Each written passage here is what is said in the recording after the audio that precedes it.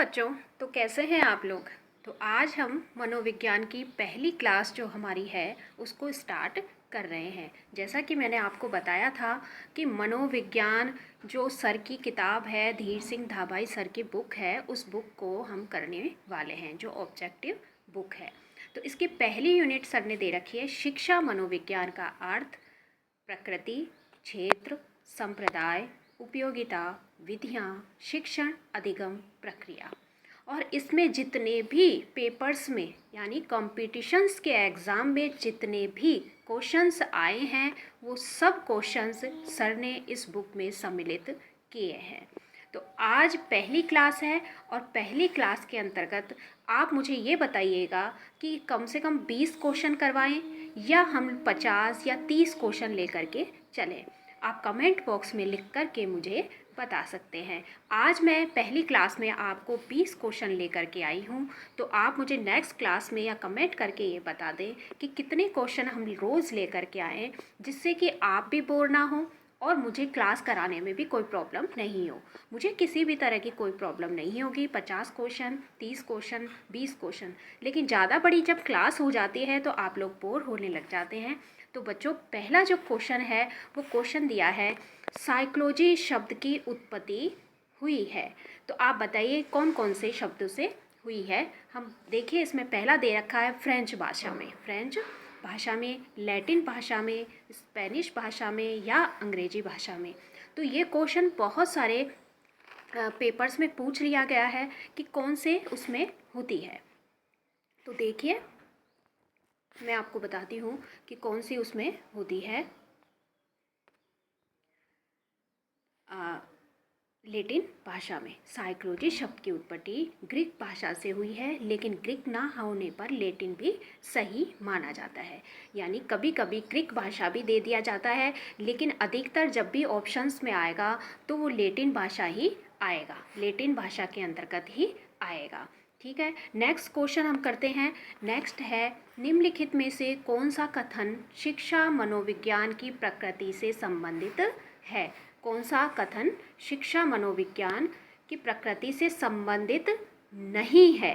ठीक है, हम लोग क्या करते हैं कि नहीं शब्द को रहने देते हैं और संबंधित है पढ़ लेते हैं। तो पहला इन्होंने ऑप्शन दिया है, यह एक मानकीय विज्ञान है, यह एक मानकीय विज्ञान है, यह व्यवहार पूरक विज्ञान है, यह एक सामाजिक विज्ञान है या एक धनात्मक विज्ञान है। तो कौन सा विज्ञान है शिक्षा मनोविज्ञान जो है, कौन सा मनोविज्ञान नहीं है। तो देखिए, इसमें जो पहला आंसर जो आएगा ये एक मानवीय विज्ञान नहीं है। ठीक है, ये व्यवहार पूरक विज्ञान है, यह एक सामाजिक विज्ञान है, यह एक धनात्मक विज्ञान है। विश्लेषण के रूप में जो सर ने बताया है, शिक्षा मनोविज्ञान एक सकारात्मक विज्ञान है जो चीज़ों के साथ व्यवहार करता है जैसे वे हैं, जबकि जो मानक विज्ञान होता है वो ये कहता है कि ये चीज़ों से व्यवहार करता है जो उसको होना चाहिए। यानी कि ये है शब्द में विश्वास करता है, चाहिए शब्द में विश्वास नहीं करता। तो इसका आंसर हमें पता चल गया कि यह एक मानकीय विज्ञान है, ये गलत है।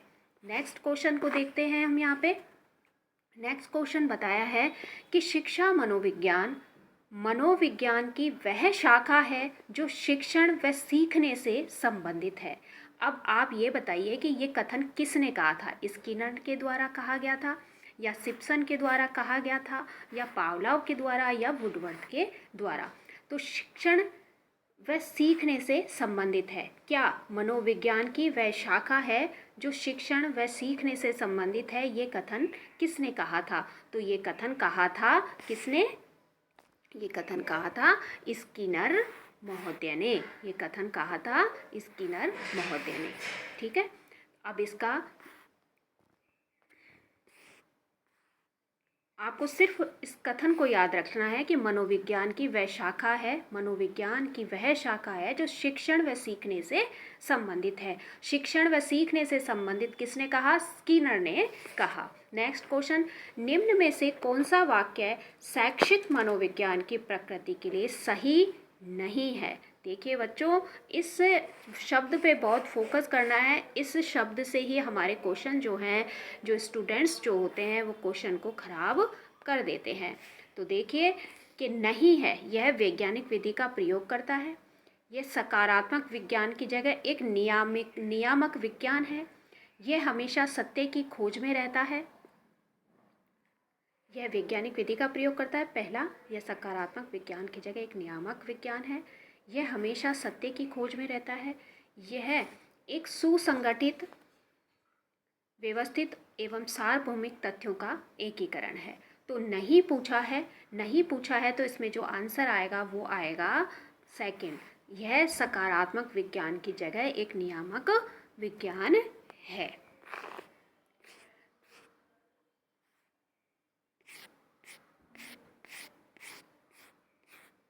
इसमें जो विश्लेषण सर ने दिया है, शिक्षा मनोविज्ञान नियामक विज्ञान नहीं होता, क्योंकि यह है शब्द पर बल देता है, ना कि चाहिए पे।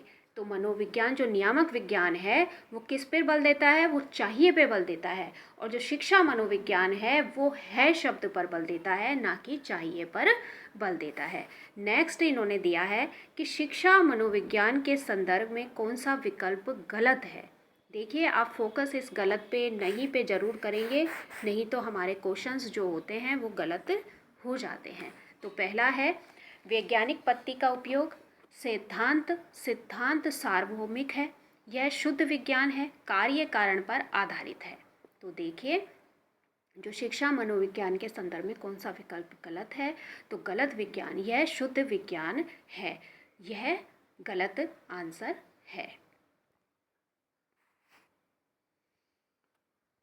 इसकी व्याख्या दी है, शिक्षा मनोविज्ञान की प्रकृति वैज्ञानिक मानी जाती है, लेकिन शुद्ध विज्ञान नहीं है, क्योंकि यह अप्लाइड विज्ञान है, अनुप्रयुक्त विज्ञान है।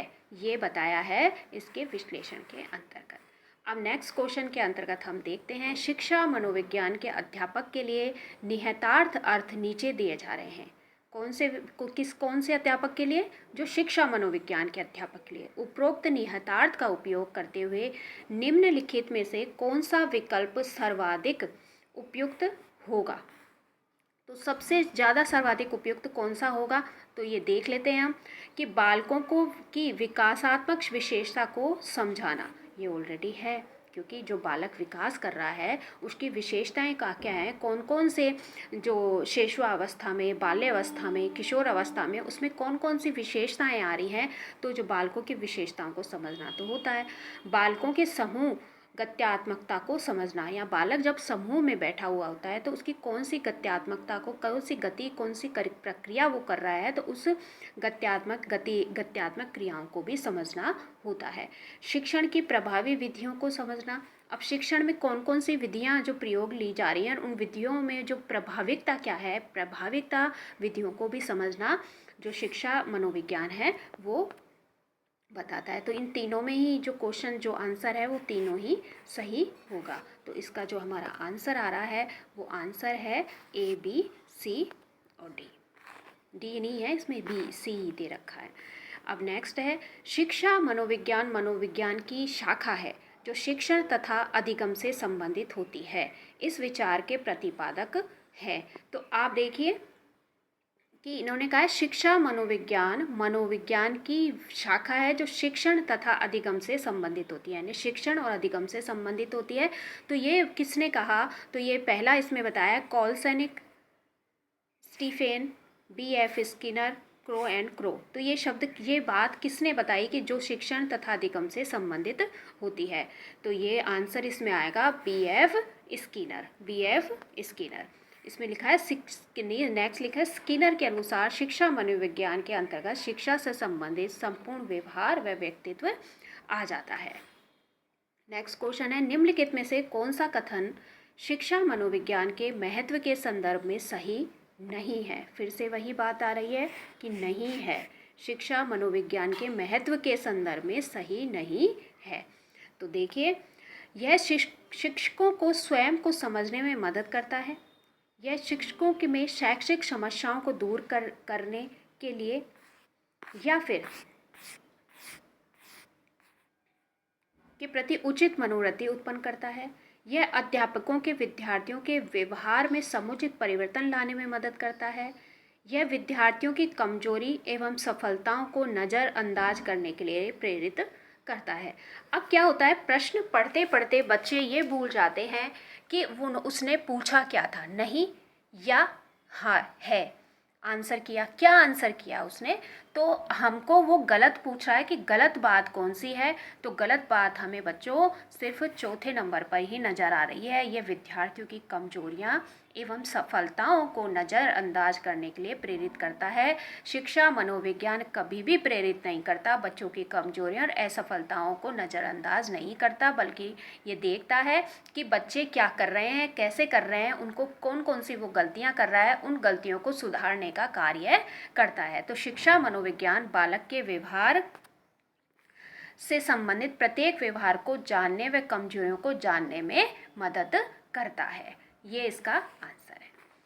निम्नलिखित में से कौन सी कसौटी शिक्षा मनोविज्ञान को विज्ञान के रूप में मानने से संबंधित नहीं है। फिर वही बात आ गई, नहीं है।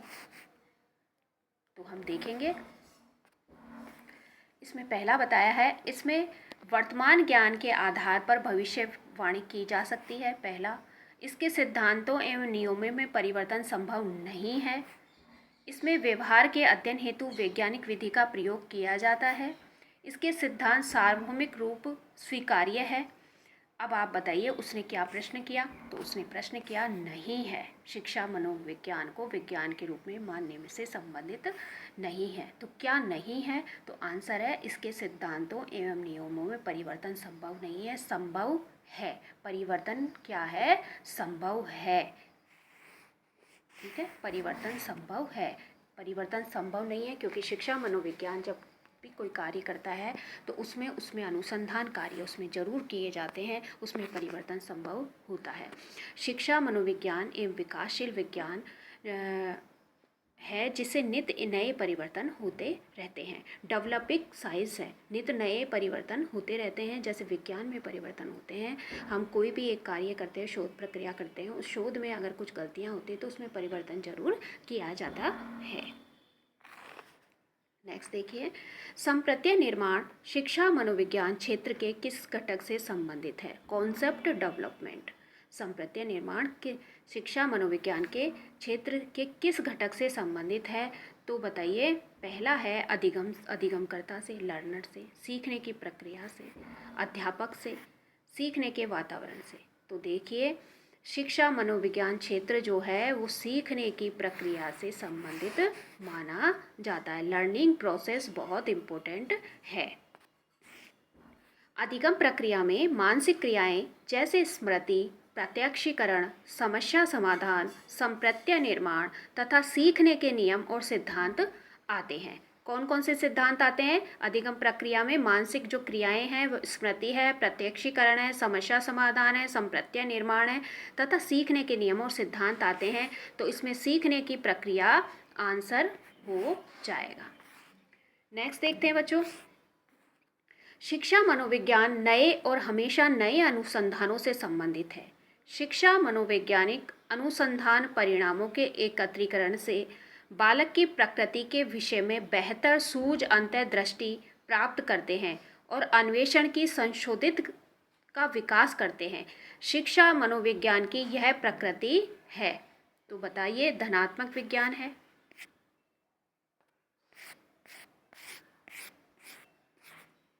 नियामक विज्ञान है, विकासशील विज्ञान है या सामाजिक विज्ञान है?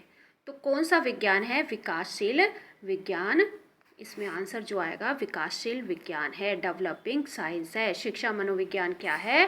डेवलपिंग साइंस है। शिक्षा मनोविज्ञान एक विकासशील मनोविज्ञान है क्योंकि यह नवीनतम अनुसंधानों के अनुसार अपनी विषय वस्तु में परिवर्तन करता रहता है। मैंने आपको बताया था कि जो जब भी कोई अनुसंधान करते हैं, नवी अनुसंधान करते हैं, उसमें कमियां रह जाती है, दूसरा अनुसंधान आता है, दूसरा स्कॉलर्स आता है, रिसर्च स्कॉलर जो आता है वो उसमें परिवर्तन करता है, फिर नया स्कॉलर आता है, नया परिवर्तन करता है, यानी अनुसंधान में नित्य नए परिवर्तन होते रहते हैं। इसी तरह शिक्षा मनोविज्ञान में नित्य नए परिवर्तन होते रहते हैं।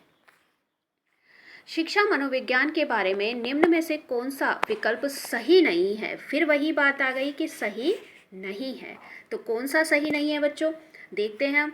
शिक्षा मनोविज्ञान की अध्ययन विधि गुणात्मक व परिमाणात्मक दोनों है। तो देखिए इसमें ये अध्ययन विधि जो है गुणात्मक और परिमाणात्मक दोनों मानी जाती है। शिक्षा मनोविज्ञान का दूसरा नाम विकासात्मक मनोविज्ञान है। ये भी ठीक है, ये भी ठीक है। शिक्षा मनोविज्ञान शिक्षक को प्रतिभाशाली बालक व मानसिक रूप से मंद बालकों दोनों को समझने में सहायक है। ये भी बिल्कुल उचित है। शिक्षा मनोविज्ञान के विस्तार की कोई सीमा नहीं है। ये भी बिल्कुल उचित है। तो ये जो इसमें जो चारों विकल्प हमारे जो सामने आ रहे हैं वो सारे ही उचित हैं। तो इसमें जो आंसर है वो आंसर इसमें चारों ही उचित माने जाएंगे, इसलिए सभी बच्चों को इसमें क्या हुआ था, बोनस अंक दिए गए थे। नेक्स्ट क्वेश्चन को हम देख लेते हैं। शिक्षा मनोविज्ञान शाखा है, किसकी शाखा है? समाज मनोविज्ञान की, व्यवहारात्मक मनोविज्ञान की, विकासात्मक मनोविज्ञान की या प्रायोगिक विज्ञान की? कौन को किसकी शाखा है? सामाजिक मनोविज्ञान की, व्यवहारात्मक मनोविज्ञान की, विकासात्मक मनोविज्ञान की या प्रायोगिक विज्ञान की? तो शिक्षा मनोविज्ञान एक व्यवहारात्मक मनोविज्ञान है, क्योंकि इसमें बालक के व्यवहार का अवलोकन किया जाता है। ये अप्लाइड साइकोलॉजी है, ये आपको मैंने पहले भी बताया था। तो ये कौन कौन सा इसमें आंसर हुआ? ये आंसर हुआ व्यवहारात्मक मनोविज्ञान की है, यानी अप्लाइड मनोविज्ञान है।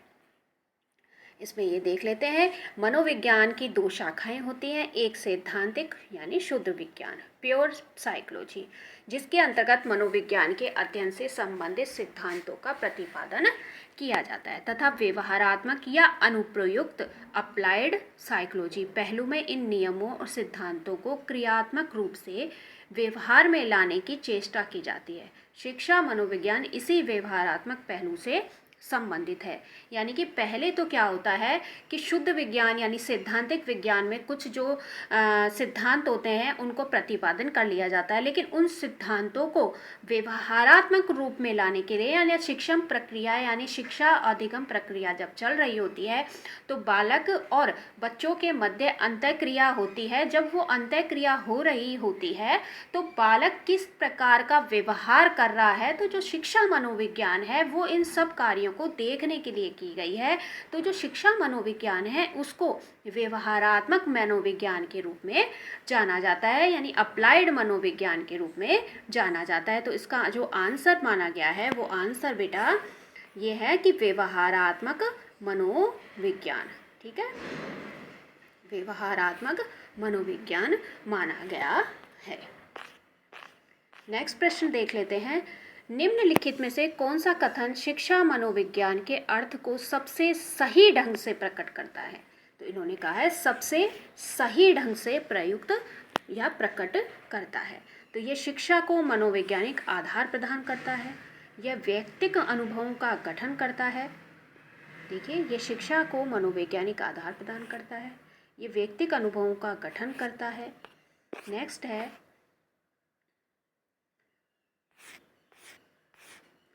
यह एक व्यक्ति के दिमाग का अध्ययन करने का विज्ञान है, यह केवल व्यक्तियों को सामाजिक प्रक्रिया से संबंधित है। आप हमेशा ध्यान रखिए, केवल वाले तो आंसर कभी होते ही नहीं है। बहुत अधिकतर केसों में यानी 90% केस ऐसे होते हैं जिसमें केवल वाला प्रश्न नहीं माना जाता। अब आप आंसर देखिए कि इसका जो आंसर है वो आंसर पहले इन्होंने बताया है कि शिक्षा मनोविज्ञान विज्ञान की एक प्रयुक्त शाखा है, अप्लाइड ब्रांच है। शिक्षा मनोविज्ञान मनोवैज्ञानिक नियमों, सिद्धांतों एवं तथ्यों का उपयोग शिक्षा के क्षेत्र में करके बालक एवं वयस्कों के सर्वांगीण विकास में मदद करता है। तो आंसर कौन सा हुआ था बच्चों? आंसर हुआ शिक्षा। यह शिक्षा को मनोवैज्ञानिक आधार प्रदान करता है। नेक्स्ट है हमारा, अध्यापक की अभिवृत्ति और व्यवहार शिक्षा मनोविज्ञान के निम्नलिखित में से कौन से क्षेत्र से मुख्यतः संबंधित है? तो अध्यापक की अभिवृत्ति पूछी है, तो अभिवृत्ति के अंतर्गत उसकी जो वृत्ति यानी दृष्टिकोण कैसा है, तो अधिगमकर्ता, अधिगम प्रक्रिया, शिक्षण प्रक्रिया या अधिगम परिस्थितियाँ। तो अध्यापक की अभिवृत्ति और व्यवहार शिक्षा मनोविज्ञान के निम्नलिखित में कौन से क्षेत्र से मुख्यतः संबंधित है? तो ये संबंधित है अधिगम परिस्थितियों से, अधिगम परिस्थितियों से। अधिगम परिस्थिति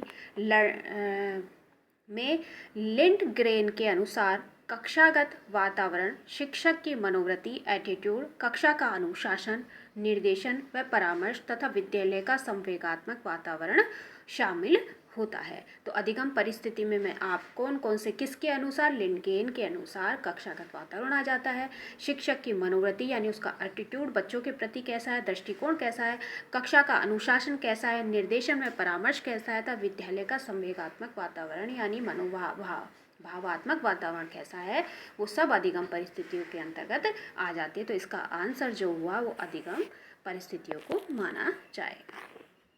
नेक्स्ट है शिक्षा मनोविज्ञान के क्षेत्र के संदर्भ में निम्नलिखित में से कौन सा कथन सर्वाधिक उपयुक्त है।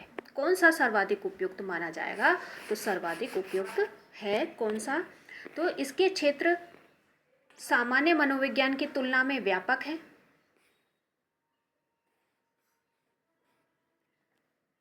इसका क्षेत्र सामान्य मनोविज्ञान की तुलना में सीमित है। इसका क्षेत्र सामान्य मनोविज्ञान के बराबर है। कभी इसका क्षेत्र सामान्य मनोविज्ञान की तुलना में व्यापक और कभी सीमित है। तो कभी व्यापक और कभी सीमित तो हो ही नहीं सकता, ठीक है। और इसका क्षेत्र सामान्य मनोविज्ञान की तुलना में व्यापक है, तो ये भी गलत हो गया। इसका क्षेत्र सामान्य मनोविज्ञान के बराबर है, तो ये बराबर भी तो कभी नहीं हो सकता। तो जो मनोविज्ञान है वो तो व्यापक विषय है, लेकिन शिक्षा मनोविज्ञान उसकी शाखा के रूप में जाना गया है। शिक्षा मनोविज्ञान क्या, उसकी शाखा के रूप में जाना गया है। तो इसका आंसर क्या होगा कि इसका जो क्षेत्र है सामान्य मनोविज्ञान की तुलना में सीमित है। सामान्य मनोविज्ञान में क्या है, सीमित है, ठीक है। तो सामान्य मनोविज्ञान एक व्यापक मनोविज्ञान है जिसकी शिक्षा मनोविज्ञान केवल एक शाखा के रूप में जाना जाता है। देखिए बच्चों, बहुत सारे प्रश्न ऐसे आए हुए हैं कि जिनमें संस्कृत का भी, जो संस्कृत विषय के जो पेपर होंगे उनके संस्कृत में भी साइकोलॉजी के प्रश्न आए हैं, तो संस्कृत विषय में भी इसमें कुछ प्रश्न दिए गए हैं। जैसे कि ऐशो कथनम शिक्षा मनोविज्ञानस्य कार्य है संबंधमस्ति, यानी कि शिक्षा मनोविज्ञान का कार्य शिक्षा, बताइए क्या क्या है, तो वो है अधिगम, कृत्य ज्ञानम, आत्मभिज्ञानम, कक्षा समस्या समाधानम। तो कौन कौन से कार्य हैं, तो अधिगम, कृत्य ज्ञानम यानी अधिगम का कार्य भी देखना पड़ता है, आत्मविज्ञानम यानी आत्म का ज्ञान भी करना पड़ता है, कक्षा के समस्या का समाधान भी करना होता है। तो इसमें दोनों जो आंसर होंगे वो तीनों ही आंसर माने जाएंगे, तीनों ही आंसर माने जाएंगे।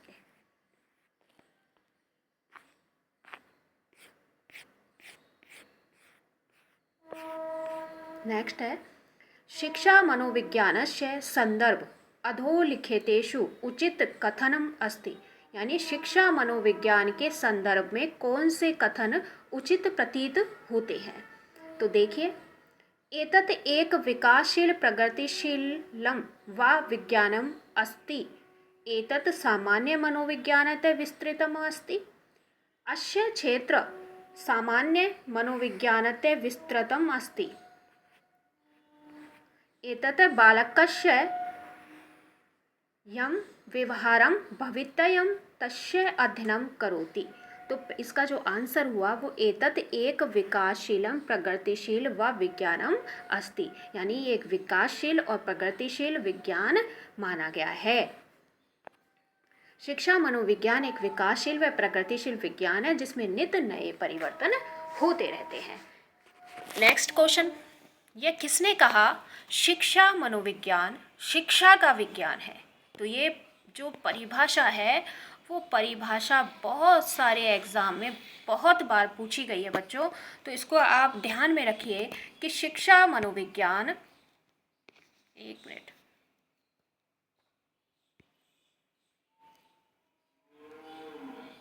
शिक्षा मनोविज्ञान विज्ञान शिक्षा का विज्ञान है, ये किसने कहा, तो ये कहा ए.ई. पील ने। नेक्स्ट है निम्नलिखित में कौन सा कथन शिक्षा मनोविज्ञान से संबंधित है। एक नियामक विज्ञान है, यह प्राकृतिक विज्ञान की तरह पूर्ण है, यह विज्ञान का शुद्ध मनोविज्ञान है, यह शिक्षण व अधिगम से संबंधित विज्ञान है। तो आप सबको पता है कि यह शिक्षण व अधिगम से संबंधित विज्ञान है, और ये किसने कहा था, शिक्षण व अधिगम से संबंधित विज्ञान जो कहा है वो कहा है स्किनर ने कहा है। नेक्स्ट देखेंगे, निम्नलिखित में कौन सा कथन शिक्षा मनोविज्ञान के संदर्भ में सर्वाधिक उपयुक्त है। तो सर्वाधिक उपयुक्त बताना है अपने को, सर्वाधिक उपयुक्त कौन सा है। तो यह मनोरोगों का अध्ययन है, यह शिक्षण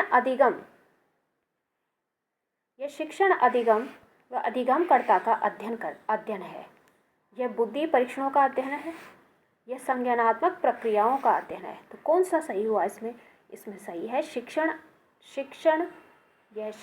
अधिगम एवं अधिगमकर्ता का अध्ययन है। नेक्स्ट देखेंगे, किसने कहा शिक्षा मनोविज्ञान की वह शाखा है जो सीखने और सिखाने की प्रक्रिया का अध्ययन करती है। किसने कहा सीखने और सिखाने की प्रक्रिया का अध्ययन, किसने कहा, तो ये कहा स्किनर ने। किसने कहा स्किनर ने। जेम्स टेबर, E.L. Thorndike, Crow and Crow, तीनों चारों दे रखे हैं इसमें, तो इसमें हमारा आंसर होगा स्किनर। निम्नलिखित में से कौन सी एक शिक्षा मनोविज्ञान की प्रकृति है। कौन सी प्रकृति है, तो बताइए।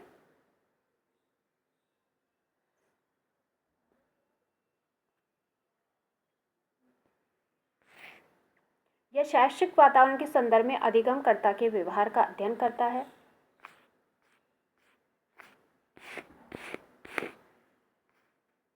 यह अधिगमकर्ता के व्यवहार अध्ययन हेतु वैज्ञानिक दृष्टिकोण अपनाता है। यह तर्क, दर्शन और नैतिकता से संबंधित है। यह अधिकतर पर्यावरण के संबंध में शिक्षार्थी के वर्तमान व्यवहार में क्या और क्यों हो रहा है से संबंधित है। तो किससे संबंधित है, तो बच्चों इसका जो आंसर बताया है वो आंसर है यह शैक्षिक वातावरण के संदर्भ में अधिगमकर्ता के व्यवहार का अध्ययन करता है। यानी शैक्षिक वातावरण के संदर्भ में, यानी व्यक्ति जब टीचर और अध्यापक और जो छात्र है वो उसके मध्य जब शैक्षिक प्रक्रिया यानी अंतःक्रिया प्रकृति हो रही है किसी भी बात को लेकर के, तो अधिगमकर्ता का यानी लर्नर का क्या व्यवहार रहा है उसका अध्ययन करता है। ठीक है। शिक्षा मनोविज्ञान एक व्यवहारिक विज्ञान है जो सीखने और सिखाने की प्रक्रिया में बालक के व्यवहार का अध्ययन करता है। यानी बालक जब सीखते हैं और जब सिखा रहे होते हैं तो बालक किस प्रकार की प्रक्रिया को कर रहा है वो प्रकार के बारे में, यहाँ उस व्यवहार के बारे में अध्ययन किया जाता है। ये एक अप्लाइड मनोविज्ञान है, ये व्यवहारात्मक विज्ञान है। तो बच्चों आज मैंने आपको ये साइकोलॉजी के काफ़ी सारे प्रश्न आपको करवाए हैं, इनको आप अच्छे से बार बार रिपीट करें। बहुत सारे पेपर्स में ये सभी जो आए हुए हैं क्वेश्चन आए हुए हैं कंपटीशन एग्ज़ाम में। तो आज हमारी जो टॉपिक था वो था शिक्षा मनोविज्ञान का अर्थ, प्रकृति, क्षेत्र, संप्रदाय, उपयोगिता, विधियाँ, शिक्षण अधिगम, प्रक्रिया। इसके बारे में मैंने आपको बहुत सारे क्वेश्चंस करवाए हैं। आप कहेंगे तो मैं और भी, ये 20 क्वेश्चन थे, 20-22 क्वेश्चन थे, आप कहेंगे तो मैं 30 या 50 क्वेश्चन लाने का प्रयास करूँगी और अच्छे तरह से आपको समझाने का प्रयास करूँगी। मैं व्याख्यात्मक जो क्लासेस होती हैं अपनी, उनको क्लासेस को भी लेती हूँ, लाइव भी लेती हूँ और मैं रिकॉर्डेड क्लास भी डाल देती हूँ। तो आप चाहें तो उन क्लासेस को भी आप लें। बहुत अच्छी तरह से समझाने का प्रयास किया जाता है सभी क्लासेस में सभी बच्चों को। और मैंने खुद PhD किया हुआ है और मैं बीएड कॉलेज में पढ़ाती भी हूँ। बीएड कॉलेज के बच्चों में इंटीग्रेटेड कोर्स है, बीएड कॉलेज है, सभी बच्चे बहुत अच्छी तरह से पढ़ते हैं। तो उन सब बच्चों के लिए और आप लोगों के लिए भी जो भी कंपटीशन्स की तैयारी कर रहे हैं वो ये बुक आपको बहुत अच्छी तरह से काम आने वाली है। इन प्रश्नों को कीजिए जो आपको आगे से इसी तरह के क्वेश्चन कंपटीशन्स में मिलते हैं, कुछ घुमा फिरा करके पूछ लिया जाता है बच्चों। तो यहाँ पर मैं क्लास को समाप्त करती हूँ। नमस्कार बच्चों, ध्यान रखें, खुश रहें।